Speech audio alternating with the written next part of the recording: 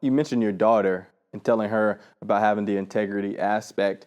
You approached the game of football in such a manner to where it's preparation and you're focused on being all pro, all SEC, and trying to be in the Hall of Fame.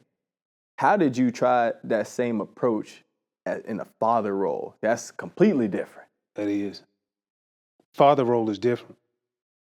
And it's like parenting is one-on-one. You do what you do what you like that was done for you. Mm-hmm.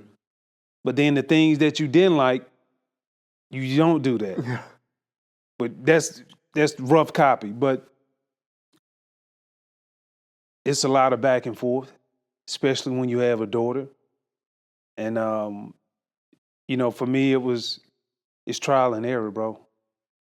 I'm thankful and blessed enough to come out of a 2-parent home, and but more than anything, just to have the love from both parents and to be on the same page. So that was one thing that I always tried to give to my daughter. We clashed and bumped heads a lot, but looking back at it, that's the reason why we're so tight and strong today. So I give a lot of credit to my parents for kind of instilling that inside of me, and then just having enough awareness as a young parent and understanding, like, all right, maybe you need to look at it this way because that's the way she sees it, versus always trying to be dominant, because you want to allow your kids to grow to be their individual selves. And that was the hardest part. It's just like, hey, not only does she has a thought and opinion, but she needs to be heard too. I'm not saying that you got to do what she's saying, but at least take it into consideration, because things don't really manipulate into what you really want them to until you get ownership out of it from the other parties. Mm-hmm. And that was the biggest thing that I learned in parenthood is, all right, how do you see it?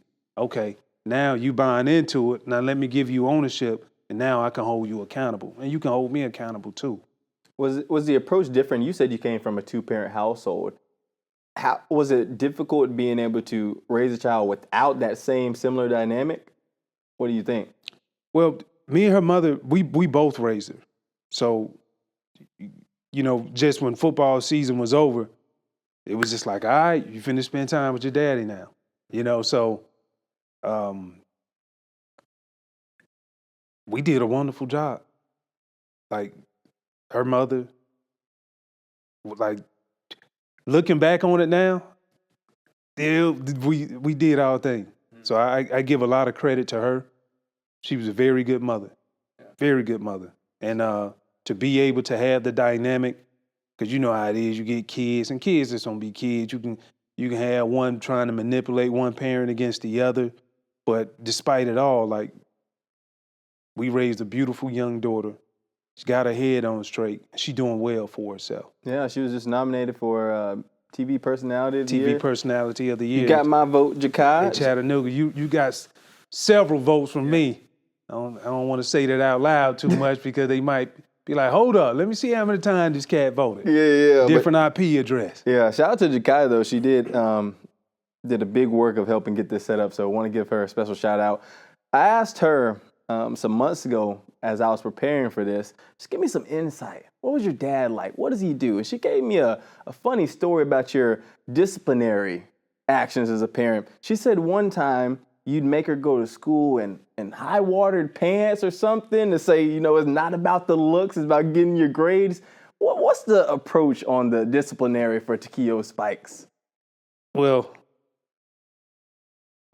I got belt to ass when I was growing up.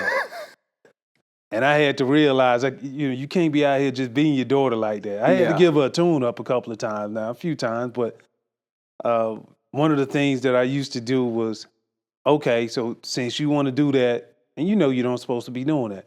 So what we going to do is, we finna run around the neighborhood. I'm going to run you. And you going to be in shape. The best female in shape that doesn't even participate in sport. So I used to have a running early in the morning before school and have a running after school. We gonna run the neighborhood, we gonna run the hills, and I used to put her on a time clock. Mm-hmm. That way, when she ran it completely one time, I got a good baseline. So then, you know, if she tried to dog it on me or be slower, Gotta go again. I was like, oh no, you walked some of the way. How you know you didn't see me? I saw your time. So you better get your ass up there and let's get to running. But that's what brought the discipline, you know, that's what brought us closer together. Mm-hmm. You know what I mean? Those was good times. I remember one time, you know, as guys, we just put some jeans on and everything. But I was like, man, just put the jeans on. They was high water, baggy. And she was like, Daddy, I can't go to school like this. This is how boys dress. And I was like, well, just keep the boys away. That's all right. You don't need to have them after you anyway. They don't need to be over there anyway. She used to hate that. She used to tell her mama. Then her mama used to come hook her up. Be like, all right, I got you straight now. Yeah. Yeah.